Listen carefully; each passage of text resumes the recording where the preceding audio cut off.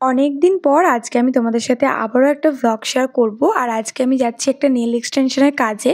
তো এখন বাজছে ওই দুপুর ৩টে মতো। সকালবেলা আমি গেছিলাম পড়তে। তো দেখতেই পেয়েছো যে আমি জামাকাপড় পরেই আছি। তো পরে টরে এসে বাড়ি এসে আমি একটুখানি খাওয়া দাওয়া করে নিলাম। খাওয়া দাওয়া বলতে একটু ফল খেয়েছিলাম, আমার খিদে খুব একটা ছিল না সেই জন্য। তো এখন আমি গুছিয়ে নিচ্ছি আমার নেল এক্সটেনশনের জিনিসগুলো। যেহেতু আজকে আমার হোম সার্ভিস ছিল তাই আমাকে সব কিছু ভালো করে গুছিয়ে নিতে হচ্ছিল, কারণ একটা জিনিস ফেলে চলে গেলেই আবার আমাকে বাড়ি আসতে হতো। তাই জন্য আমি খুব ভালো করে জিনিসপত্রগুলো গুছিয়ে নিয়েছিলাম।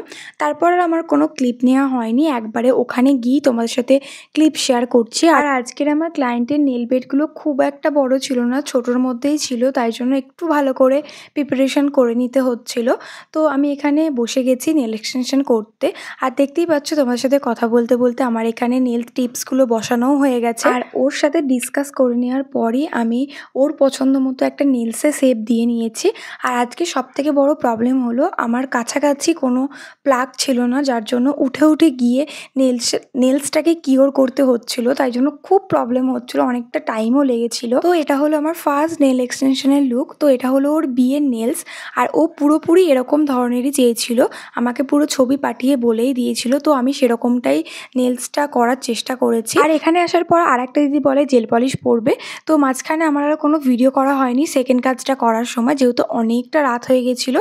তো এই হলো আমার সেকেন্ড কাজের লুক। নেলসগুলো খুব ছোট ছোট ছিল, বাট ভীষণই সুন্দর লাগছিল। জানি না ফটোতে বা ভিডিওতে কতটা সুন্দর লাগছে। সামনেই তো আসছে পুজো। তোমরা যারা যারা চাইছো তোমাদের স্পেশাল ডেতে বা পুজোতে আমার কাছ থেকে নেল করাতে, তারা ঝটপট করে আমার স্ক্রিনে দেওয়া নাম্বারে হোয়াটসঅ্যাপ করে রাখো বা ফেসবুকেও আমাকে মেসেজ করতে পারো।